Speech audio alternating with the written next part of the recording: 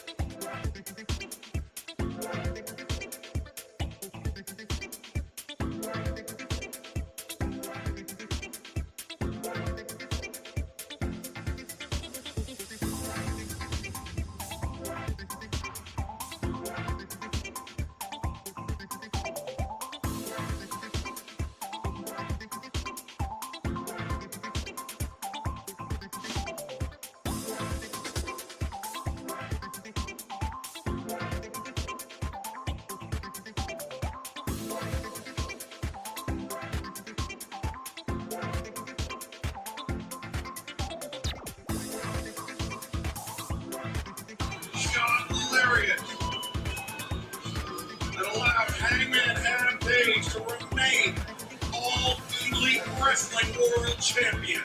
I can tell you this, I know emphatically. When AEW comes to town for a pay-per-view or any other live televised event, don't miss it. Now don't forget, in May we're going to be going to Las Vegas.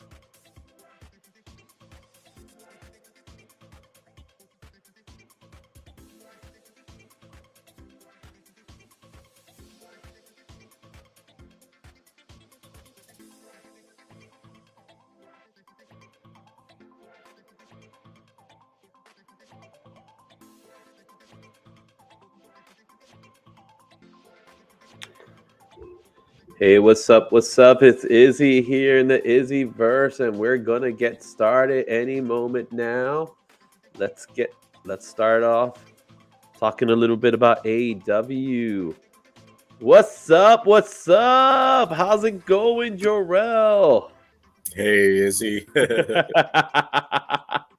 Dude, you're a little dark there right now. Yeah, it's like AEW dark in here. Hold on, let me. AEW. How's it going, bro? Great. What a show it was indeed. Okay, that's a lot better. That's a lot better, man. What a show that was, man. I can't believe some of those matches, right? I was like, during the whole pay-per-view, I was like, it's like, can they top it here? Can they top it there? Holy moly. Yeah. Wow. So let's just start from the beginning. I started tuning in at 7:30 because I actually thought it was going to start at 7:30. So I started tuning in at 7:30, and the first thing I see when I turn it on was Don Callis. Did you get a chance to see that? Yeah, I thought Kenny Omega was coming out, and once it was just Callis, my wife and I was like, "Oh man, that he's teasing us." I know, but did you like the skinny pants right there? Yeah. Yo, he first pops up. He starts talking his stuff. He's letting everybody know that that Kenny's coming back. That Kenny's the best.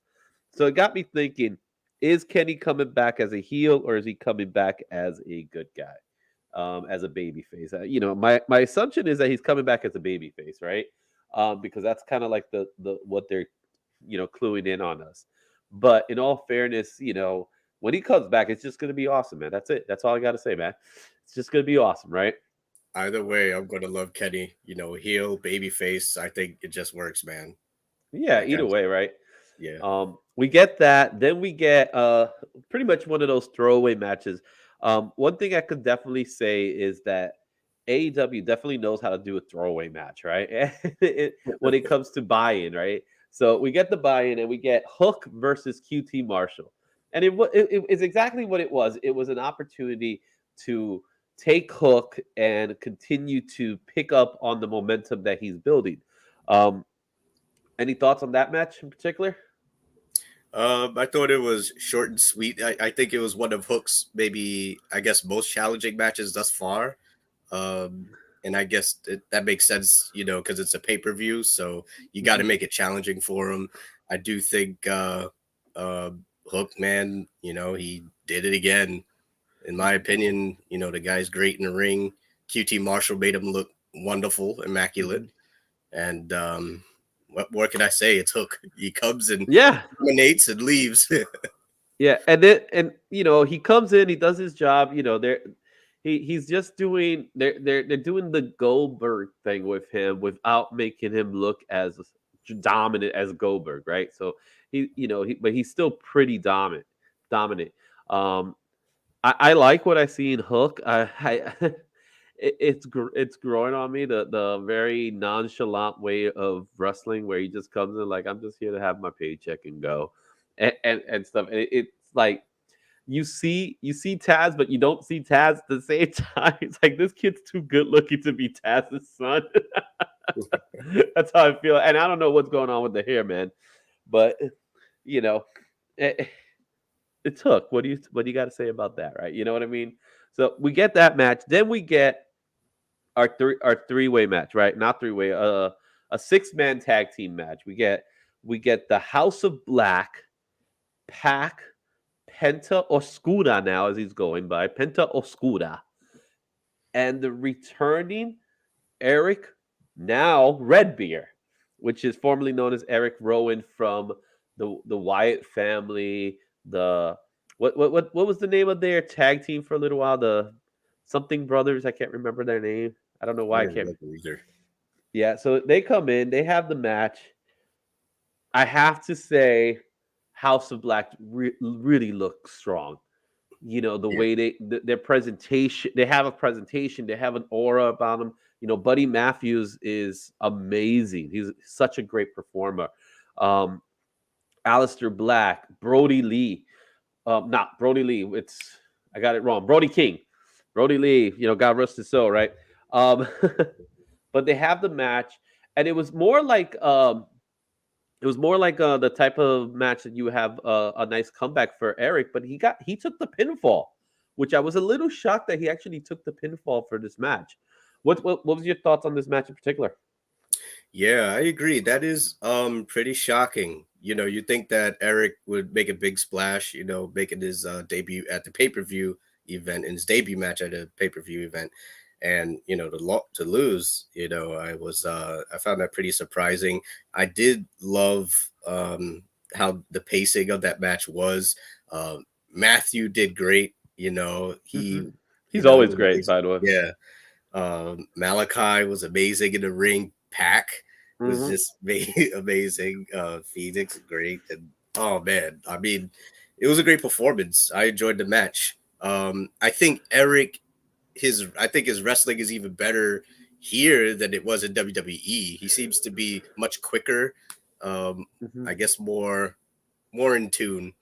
I think he's able to. I hope so. Hopefully, in the future, that he's able to do a lot more, especially breaking into maybe a character that we can all love.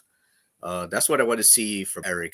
I want to see him, like break out and just see what he can do creatively that can, make us say, whoa, this guy is amazing. Oh yeah, absolutely. I think he moved a lot quicker than he did in WWE, but also when you think about WWE, they tend to make their characters be what they want them to be. So where in AEW they say, okay, be yourself, pretty much. Don't become this superstar persona that Eric Rowan was in WWE, and he had those ounce of glimmers when he was with Daniel Bryan at that time, but it was really nice to see him. It was just nice to see him in general. You know what I mean? And again, I think House of Black, they got something going on. Where they go from there is a big deal to me. I'm curious to see where they're going to take it, especially now that we know who won the main event.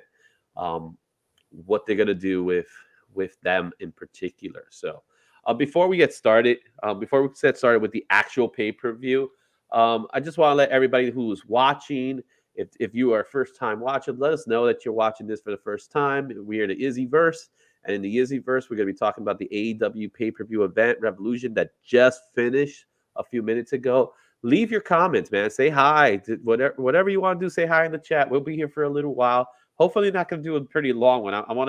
I think you and I both have to go to bed and work tomorrow too, right? And our good boy, shout out to Todd who wasn't able to make it. He was like, I can't make it tonight, man. I'm gonna have to crash it. So it's just me and Jarrell today. But please leave us your comments in the chat, so we'll post them. We'll say hi, and we're gonna just take this time to just talk about the event. So let's take this opportunity to talk about the pay-per-view. Now the show has truly begun. And the first match they give us is a beautiful treat. Eddie Kingston versus Chris Jericho. The opening match of that was a perfect sign for me. Like, oh yeah, they're going full steam ahead with these matches. Jarrell, what can you tell me about Eddie Kingston and Chris Jericho? Man, oh man. The way the match started with that devastating German suplex to Jericho, I was like, oh my gosh. I was hoping that, I hope that wasn't a botch. I was hoping that, that was just a work, because I was concerned. I was like, oh my gosh, is Jericho's neck going to be okay? And then I started to see Eddie Kingston capitalizing on Jericho's neck with he did perform the neck breaker. So I said, okay, so maybe this is a work. This is just part of the match. This is acting. This is, we didn't lose Jericho on this one. So that was great. I was so happy to have Eddie Kingston win. I thought that was great. For Jericho to put Eddie over, I mean, wow. I mean, that was awesome. I didn't expect Eddie to win. I did think that the match was good. They were really duking it out, for guys at their ages, going head to head, going at it. I thought it was a brilliant finish. And it was cool at the end, when Eddie couldn't believe it that he won and beat Jericho himself. Yeah, I wasn't shocked. I had that feeling that Eddie was going to win this match, because I think in Jericho's case, Jericho, he doesn't need to win any match, right? He's a made man. He doesn't need to win any more matches moving forward. So his intention is to take those guys that probably people overlooked and say, okay, how can we continue to make this person a star, right? Eddie Kingston in particular, as he says, he's not your quintessential wrestling archetype, right? That especially, he's definitely not a WWE guy, right? You look at Eddie Kingston, he's just some guy from New York, from Yonkers, New York, a Puerto Rican from New York. Shout out to my Puerto Ricans in New York City, who just wants to fight. Really, that's pretty much his whole MO. He doesn't care about it. He doesn't care about. He doesn't even like the wrestling terms that exist today. When he says, "What's a promo?" Who's that? Who's a baby face? But he did a really good job. This was one of those matches where I wasn't certain who was the baby face and who was supposed to be the villain. My personal thought was that they were just gonna go and just say, let's just do it this way. Whatever happens, happens. Whatever the people say is what we're gonna do. And I think that's what ended up happening there. I think it was nice to see that, that, like you said, Jericho did give him the rub. He was like, okay, but you're gonna take the pin for this. And it's just the fact that his move that he had was very similar to the Judas effect, I noticed. Because when the announcements were saying, they weren't calling it the Judas effect, but I was like, oh, he just hit it with the Judas effect, right? But the difference is that the Judas effect is the elbow, while his is more like a slap. I don't know how devastating that is going to be. I don't want to take it anyway, though, but it was different. And I love the fact that when the match was over, it was really based off Jericho tapping out, which I didn't see that coming. That was the one thing I didn't see coming, a tap out. And we still have story in which Jericho did not want to shake his hand. And my curiosity is where that's going. I'm curious to find out where that's going to go. It's a weird one to me. It's like, for me personally, I think it's going to be one of those situations where, is Jericho reverting back to being a heel, or will they eventually, kiss and make up, as we say? What do you think? Your question is as good as mine.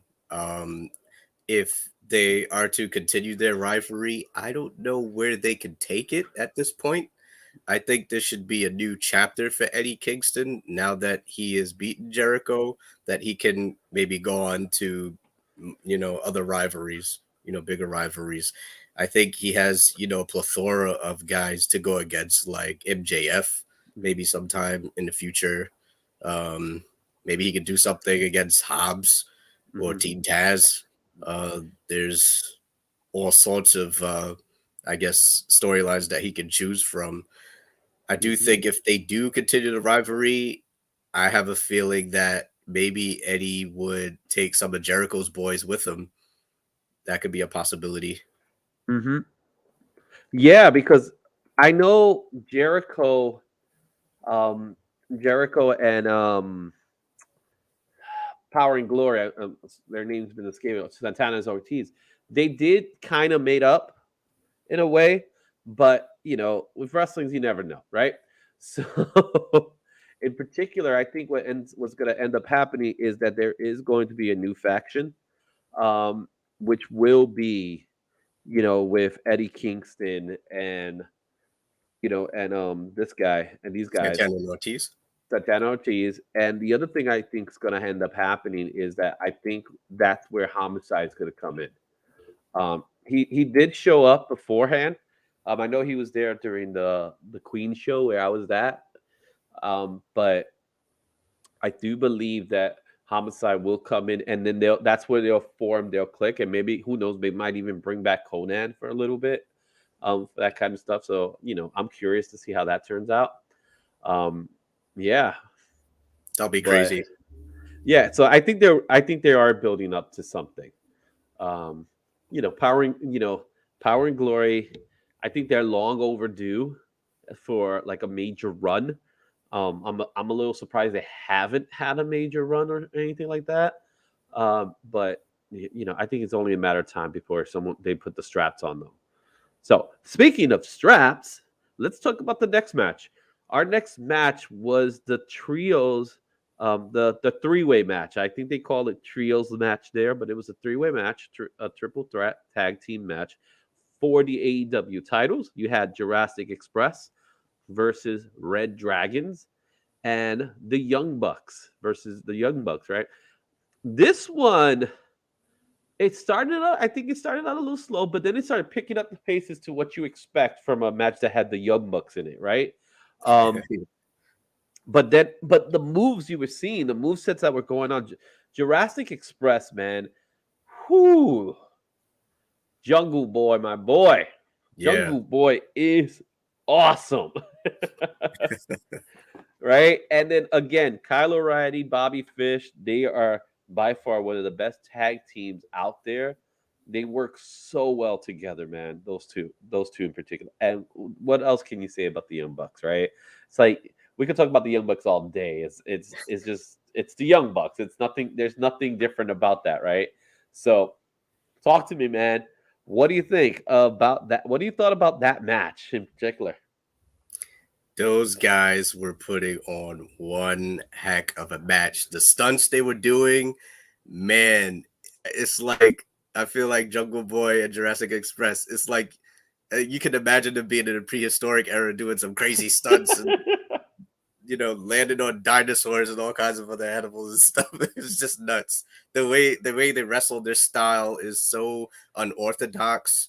It really feels original. It definitely feels it just feels free. It Mhm. just they just go, man. And they know how to work with each other so well. The chemistry between all three of those tag teams, I thought was perfect. And, it was just loaded with surprises. You didn't know what's coming up next. And I love the flipping, the diving, and it was just Oh, when amazing. when Jungle Boy took on the ropes, he walked the ropes, and then he did the Doomsday Device move with Jungle Yeah. Sword. I was like, what you just? How is that even possible to do it? Yeah. Right? But Luchasaurus is another one. A guy that big shouldn't be able to do some of the things he does. Right? We're gonna talk about someone else who's equally as amazing because of his size in a few minutes. But um, going back to Kyle O'Reilly and Bobby Fish and why they are so great, I honestly thought they were going to win the title tonight. I felt that way. I thought that it was their night to win the title. It turns out it wasn't their night. But then again, there was something about tonight in general that I noticed. This is a spoiler. So for those of you who haven't seen the pay per view and want to know what you have, None of the titles changed hands today. Not a single title. There was 4 titles on the line, and not a single one changed hands. Um, I think that's a first for AEW. I'm not sure, but it feels like it's a first.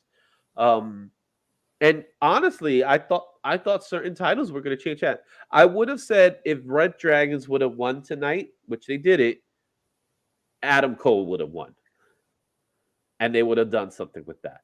But it turns out Jurassic Express took the win, and by them taking the win, they keep their momentum streak. So I guess the next in line would have to be Power and Glory Santana Ortiz. I can't think of any other tag team that's next in line for those titles.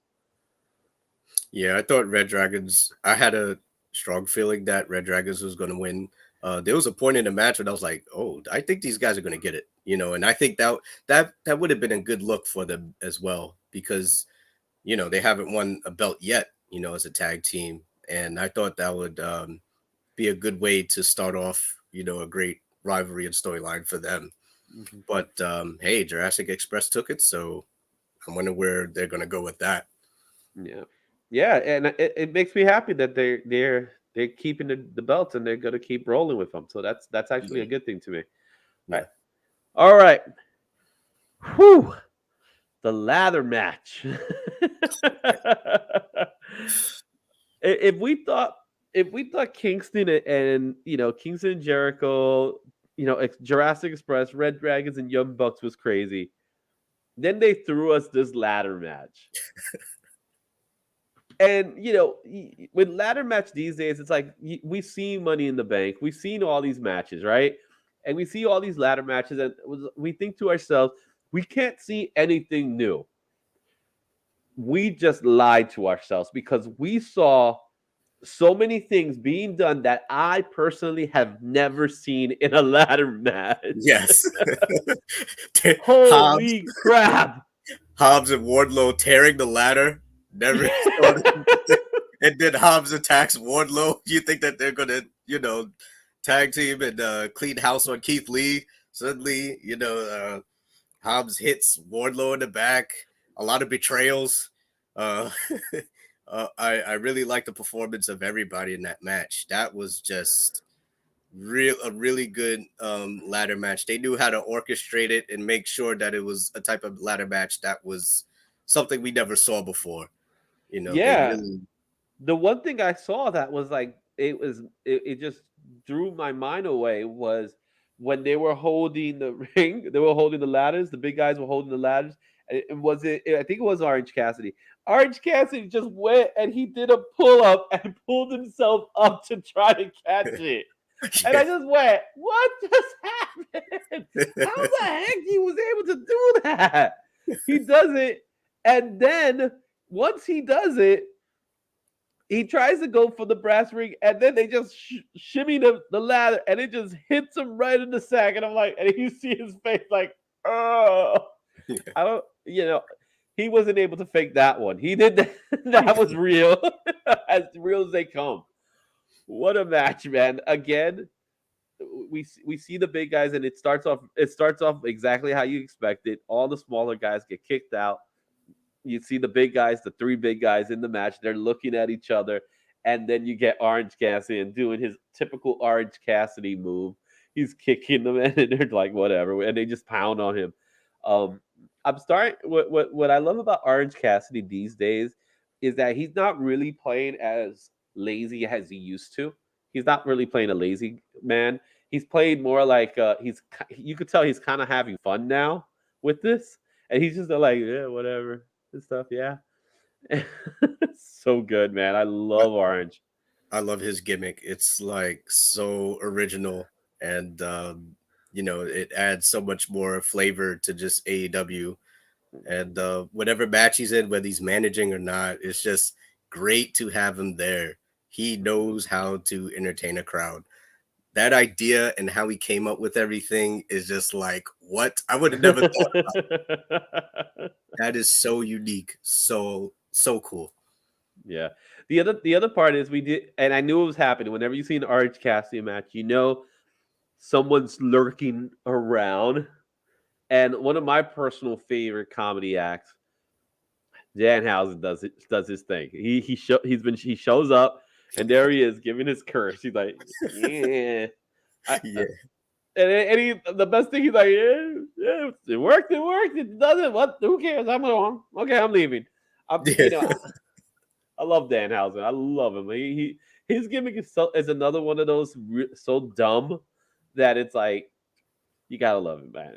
I know there's people out there that are like they don't get it, but I don't care. It's just fun to me. It's just a fun gimmick. Izzy, I'll admit it. I'll admit it in the beginning. I couldn't get it to Dan at first. Hauser, I was like, what is he doing here? Why is he here? But later on, it really started to grow on me, and I was like, okay, he curses guys in the ring. He brings bad luck to me. I was like, well, you know what? That's a pretty awesome idea. I like. Well, that. he's very nice, very evil. He's not being physical right now because he is coming across a major injury. So he's not being physical. But once he becomes physical, man, his matches with Orange Cassidy. If you ever get a chance to watch them online, they're plastered online. Watch them. They are one of the stupidest matches you've ever seen, but so entertaining because he's another one of those comedy acts. He's a comedy act wrestler. You don't take him seriously, but it's so much fun to watch, and he has a great following. You gotta see him, man. He has a YouTube channel, so definitely get a chance to watch it. It's so dumb. It is so ridiculous, man. What do you think about Ricky Starks and Christian? I love Ricky and Christian. Oh, Ricky was great. That one move where he goes and he does the spear in between the cage. That was a nice one. Yeah. Ricky Starks always reminds me of a very young Rock. He has all the charisma in the world. And if you give him the platform, he's gonna eat it up. You know what I mean? He hasn't gotten that time to fully shine yet, but he will. He'll definitely be one of those guys. He's definitely going to be a title contender. Yeah. He technically has a title, but that's the FTW belt, so it doesn't really count. Yeah. But yeah, he'll have his time. We continue with the match. And then these guys are outside. You see Keith Lee. Woo.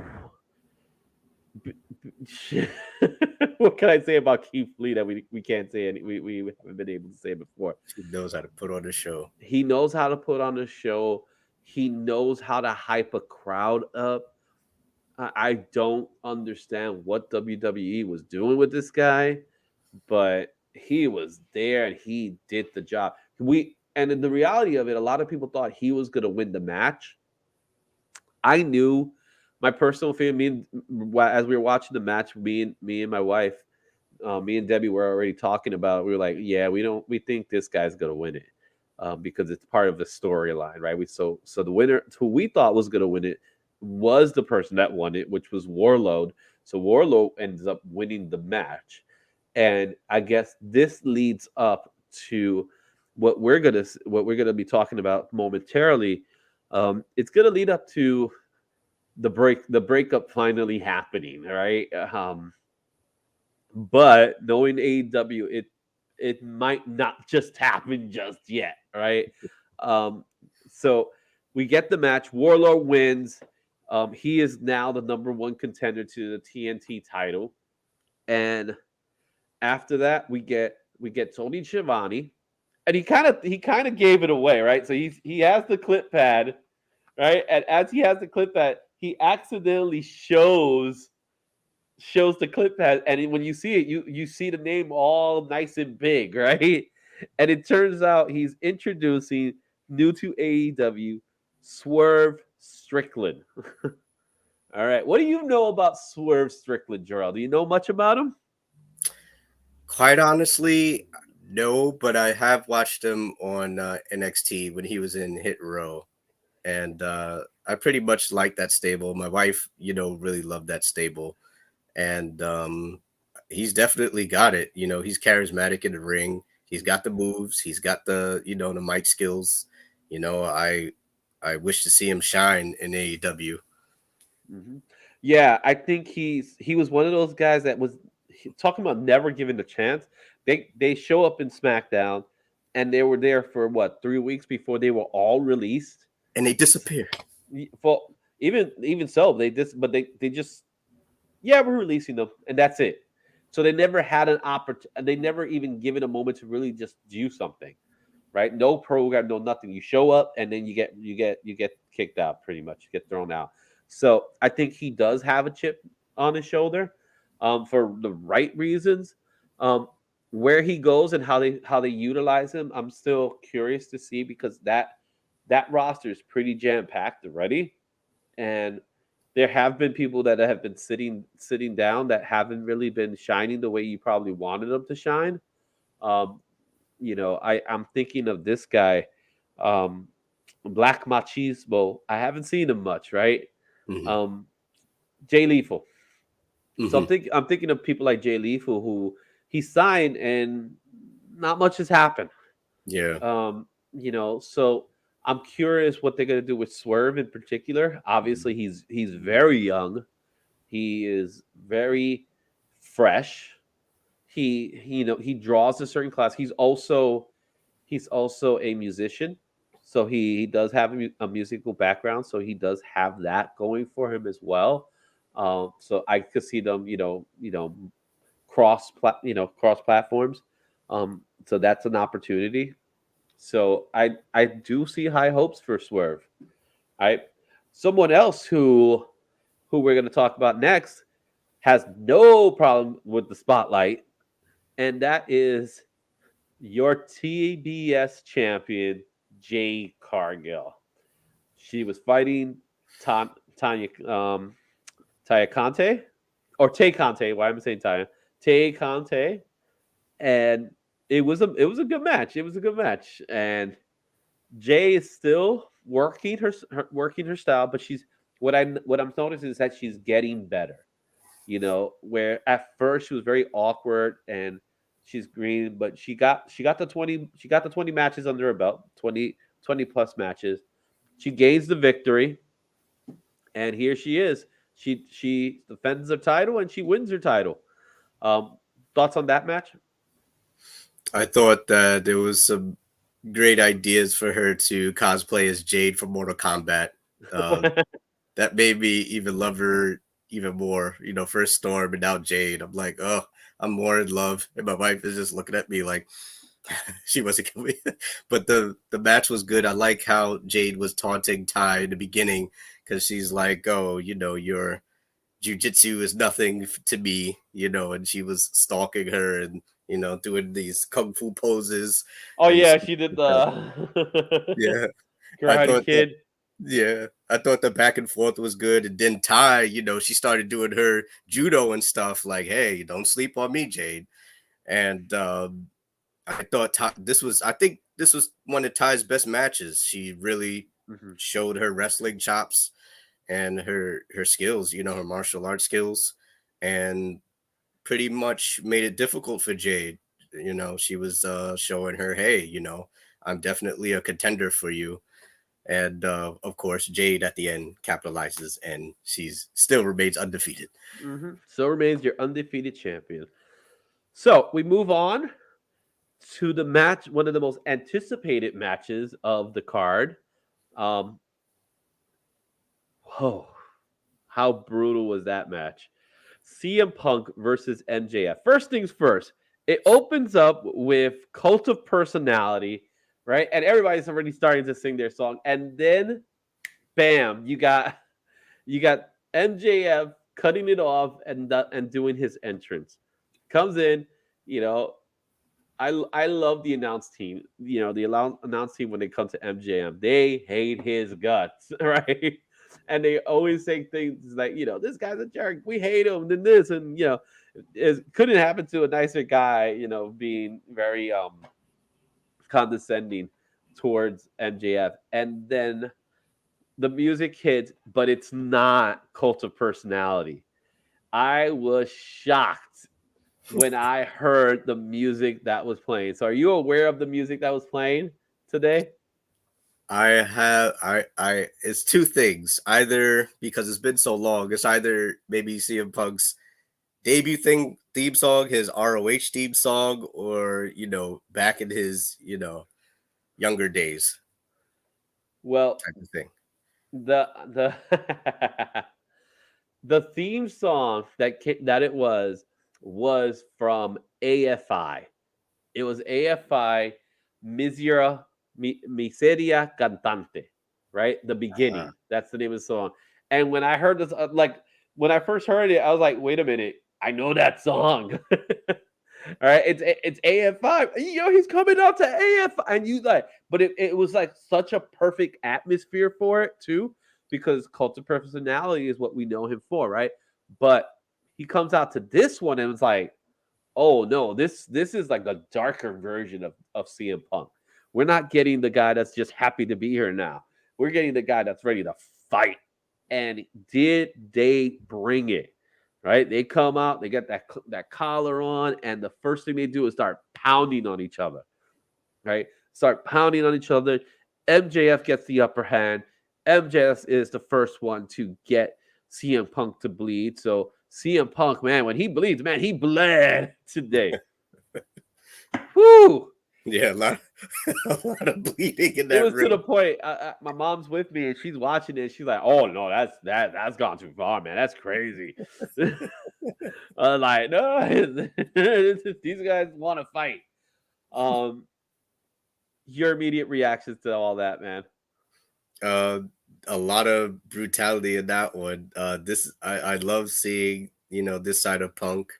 It was necessary and it was needed for him to do that, especially after what MJF did to him, like on Dynamite. By Mhm. having to bleed, again, and so CM Punk had to show his dark side. He had to let that out, because I think that was what was needed for this match. MJF got what he deserved. I Mhm. thought that uh, it was definitely a gritty, brutal, fighting dirty, you know, Mhm. no rules. Anything is going. I liked how they worked with the chain. Mhm.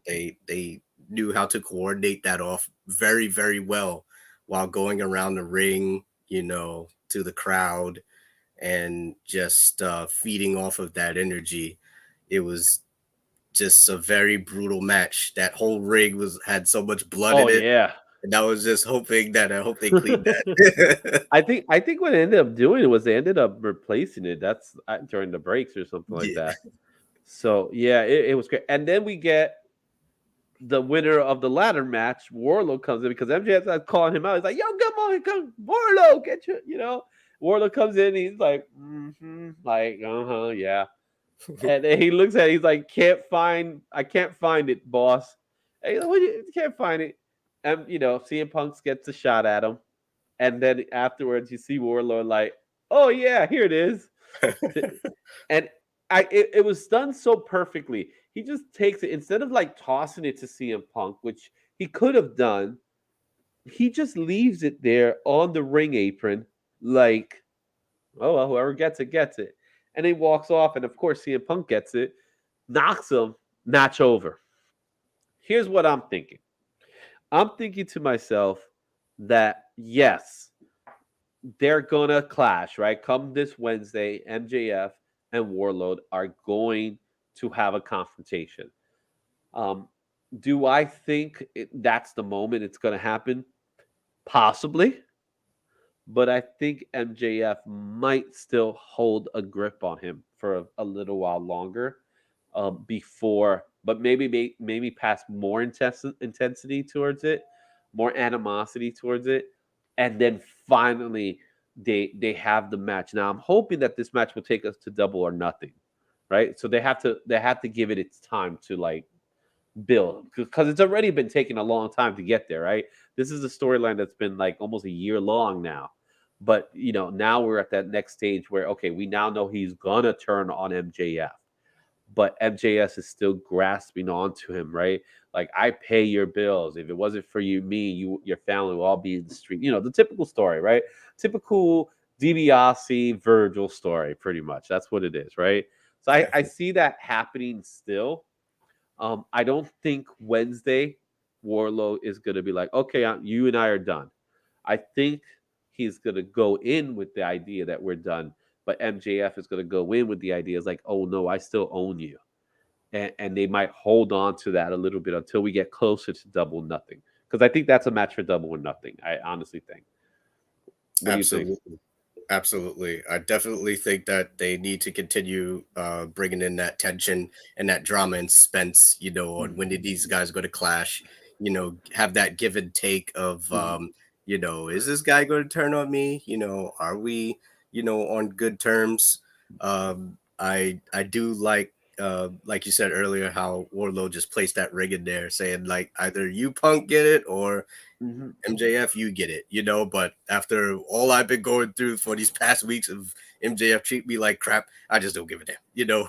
Wardlow is about, he wants to win a championship, he mainly wants to go in there, dominate, get his belt. He just hates when MJF is like, come here, Wardlow, come, I need help. So I do think that it's definitely a rivalry that needs more time to build for us to enjoy it. Yeah.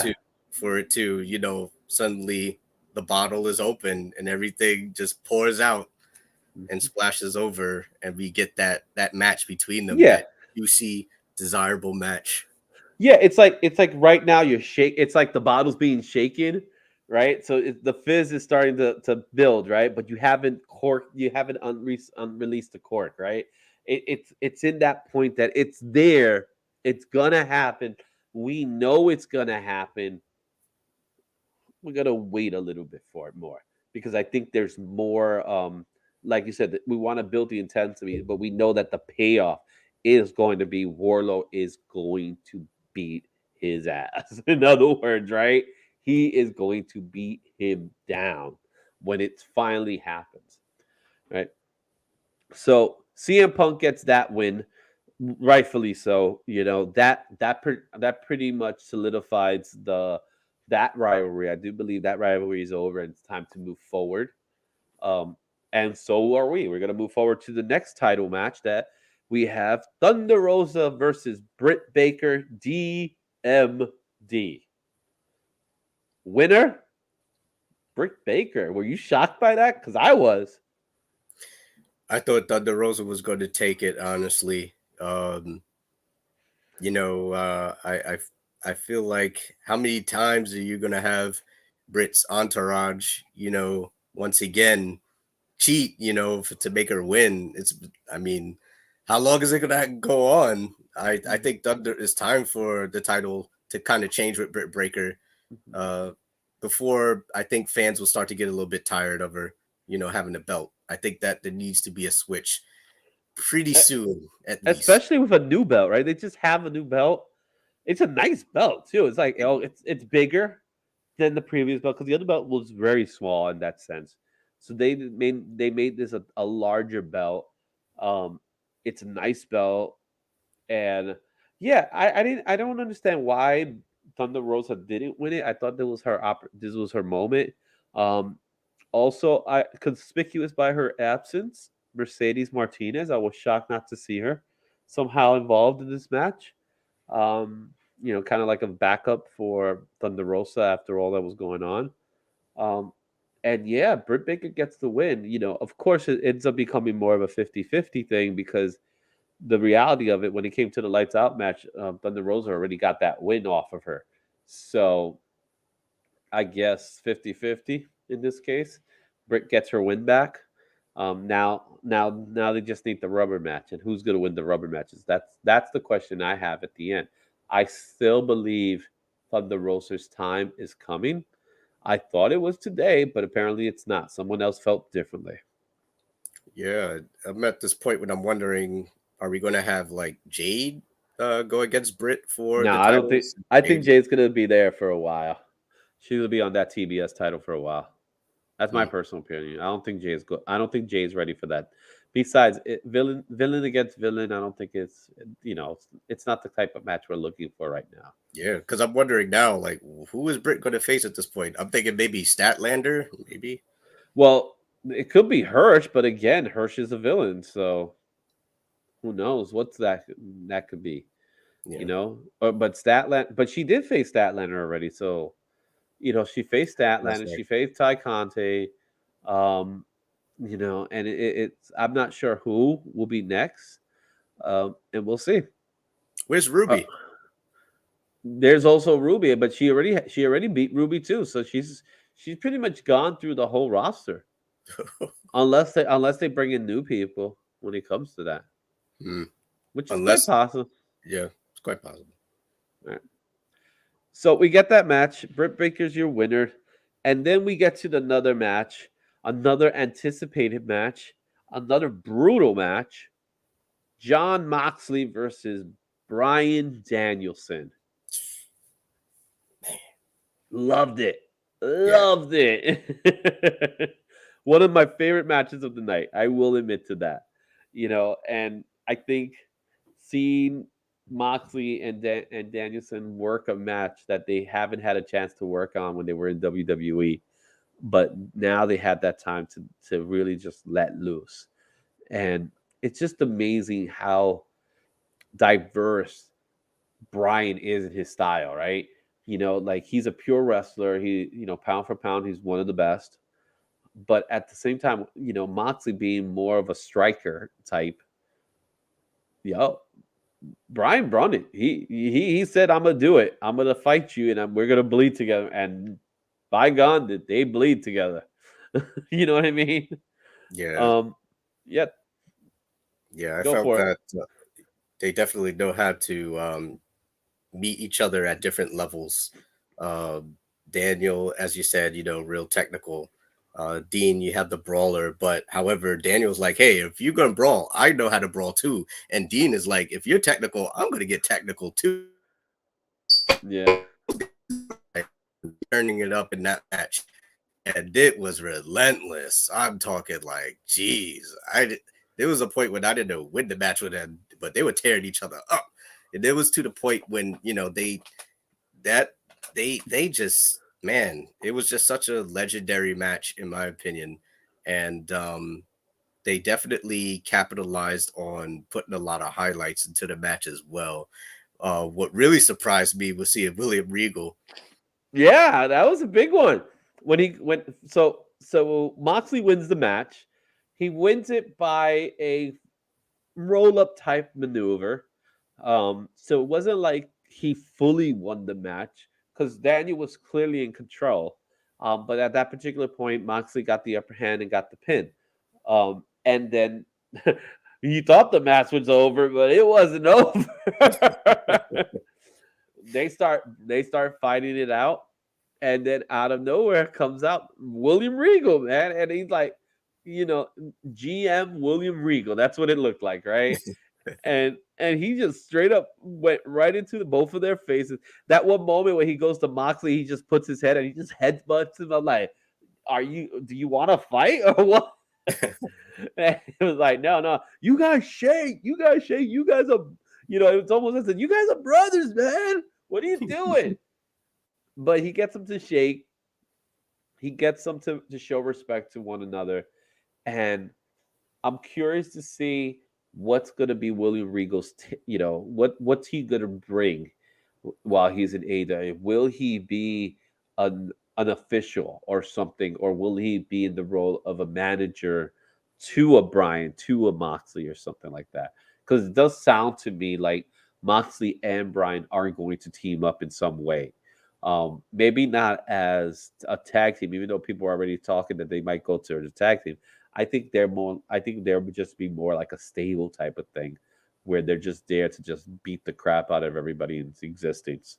Yeah. Um, that's my personal opinion. But yeah, overall, I actually jumped. I popped when I saw William Regal. I was like, "Oh my god, it's William Regal!" Yeah, I woke up my wife out of her sleep, and she said, "Oh gosh, what is it?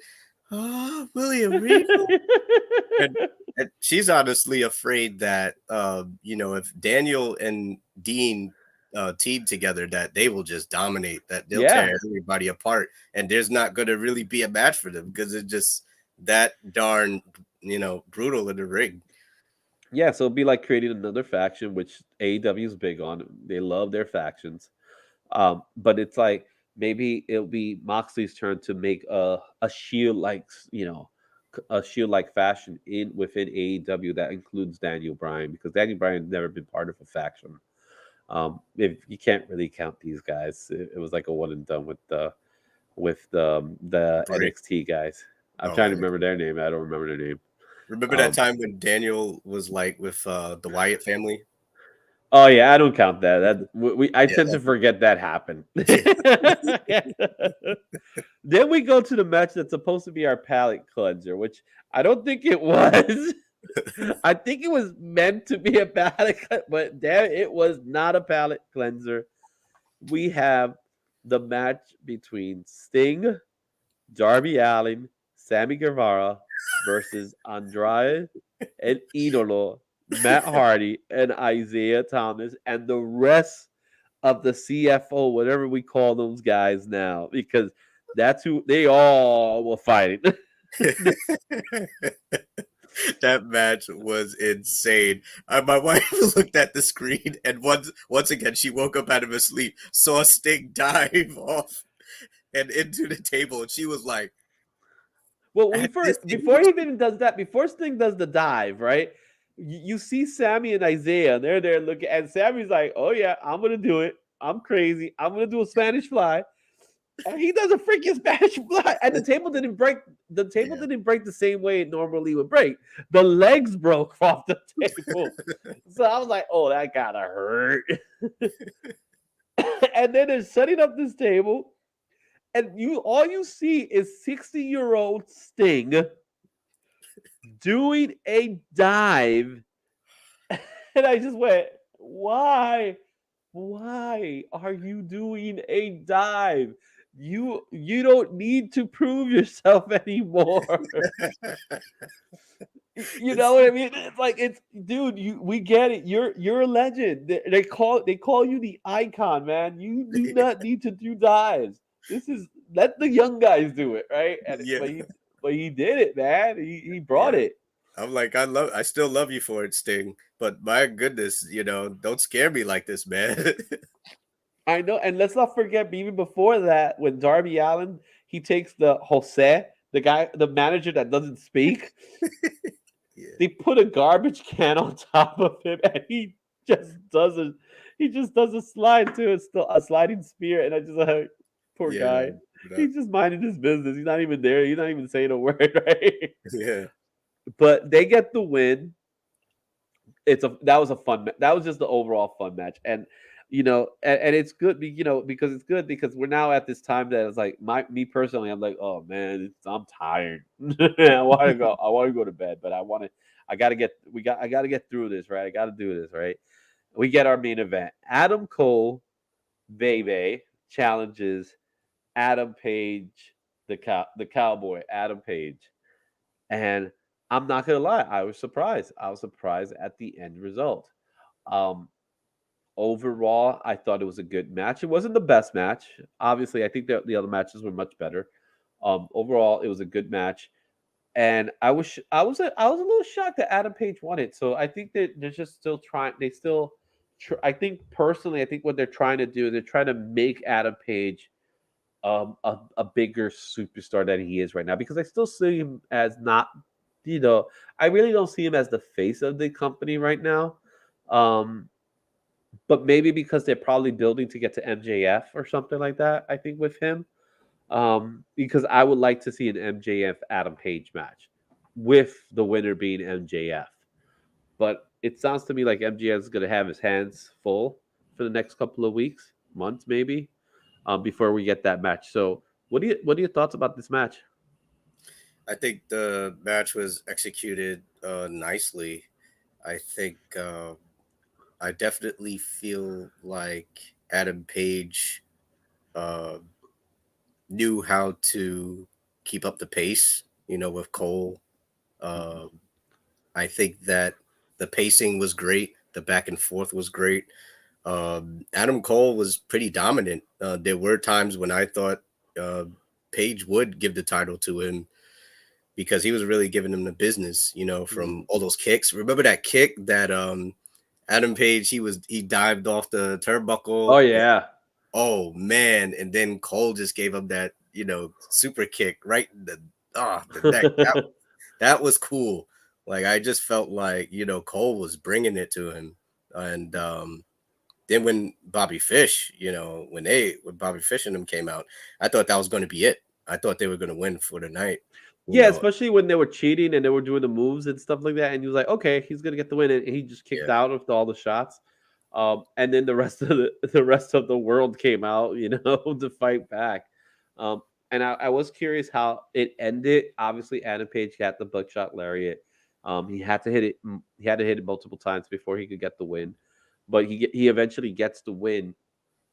What I thought was interesting enough was that he went to Adam Cole. He gave him he gave him a handshake, and pretty much like, okay, we cool. In other words, right? But I'm curious to see where that takes us, right?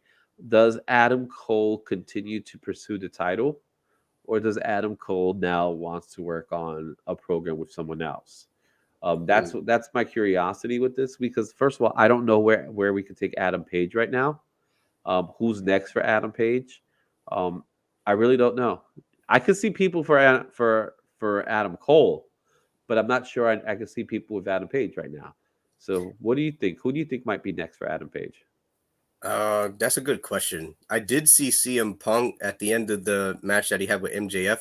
He did do a gesture where he said he was saying, like, I want my belt next. I want a championship next. Mm-hmm. So I don't know, would CM Punk maybe have a heel turn or something and, face Adam Page? I don't know. I don't think that's likely. Maybe CM Punk will be going after another title, but it's interesting. I think there are, pretty good contenders for Adam Page, but you're right. I'm pretty uncertain at this point. Yeah, there's only one person I could think of on the top of my head who we haven't seen in quite a long time. Who's that? Miro. Interesting. He's the one guy who's been missing for a few months now. Now I'm thinking about it, right? He gets his loss, and you know how it is once you get a your mid card title lose, it's like, okay, it's time to go to the world title card, right? The main event card. So it could be Miro. My money's on Miro. I think Miro will be the next guy because one, he's a villain, and two, it'll suit Adam Page. Adam Page has a tendency to fight really well with the bigger guys. Mm-hmm. I've noticed. So why not? Yeah. Mm-hmm. Miro, I think that would be a good idea. I was also thinking maybe Malachi Black, maybe sometime down the line. That's a possibility too. I'd love to see that. I'd love to see definitely that. see that. Man. All right. So there you have it, guys. That's our AEW review. We're gonna call it. We're gonna wrap it up. But before we wrap things up, I just want to do some nice little plugs, some housekeeping rules. You're probably seeing already through the ticker that I do have some guests this week. Jarrell, you ready for this one, man? Oh my goodness, I can feel the goosebumps already. All right, this coming Friday, I am going to have Jim Valentino. That's right, Jim Valentino, creator of Shadowhawk, co-founder of Image Comics, and artist to the OG Guardians of the Galaxy. I am going to have an interview with him. I want to talk to him a little bit about Image and what he's been up to with them. Also, we'll talk a little bit about Shadowhawk, and I heard some good news about Shadowhawk making a return pretty soon. So that's going to be this Friday, man. Also, this week, I'm going to have my interview that I did about a week ago with the Bronx native and C1 Comics. They're going to have a collaboration together. And we're going to be talking to them, Gary Camp and Amaris Guerrero. I'm going to be talking to them to just talk, have fun in the shop, and you get to see a little bit about the Bronx native shop. It's a beautiful shop in the South Bronx. Go check it out. We'll talk more about it when we get there. As always, I want to give a plug to the comic book shop that I buy my comics books from, Squiggy's Comics, Squiggy's Dugout. Go out there if you're looking for a comic book shop in New Rochelle. That's where they're located. Go check them out. Tell them Peter said hi. No, tell them Izzy said hi. Go look for Peter. Tell Peter Izzy says hi. It's a fantastic shop, man. And last but not least, right now, if you get a chance, to celebrate the Batman, which we both saw, right? You saw it, Jarrell, right? Oh yeah. To celebrate the Batman, I have already put in YouTube and all over Facebook. You can find in my IG page too, the best Batman movies of all times, and you get to see what's my list, what's the IzzyVerse list of the best Batman movies of all time. Jarrell, without spoiling anything, did you get to see any of the videos yet? I know you Yes, saw I did. honorable mentions, but did you get to see all the other ones? Yes, I did. What's your immediate thought without giving away anything? It definitely opened my eyes. Good way to be PC. All right, guys. Jarrell, where can we find you? You could definitely find me on Substack, where I'm writing articles based on Scott Snyder's comics writing courses, where he teaches you the basics of comic book writing. And what I'm doing is basically writing articles based on his class. So I'll pick and choose an indie book or a book, that's right on the racks in your local comic book shops, and I'll decipher it and analyze it and dissect it based on what I've been learning in the courses. Also, look out for my upcoming graphic novel, A Slide Mountain Tale. Awesome. As always, you can find the IzzyVerse anywhere in all the socials. You can find us in Instagram under IzzyVerse NYC. You can find me on TikTok. I got a Twitter handle, Facebook, and of course the YouTube channels. The YouTube channel is growing exponentially, and we're still looking to grow it even more. So thank you all. We hope you enjoyed the show. We will catch you next time in the IzzyVerse. And now I'm saying goodbye and good night. Later, folks. Good night, everybody.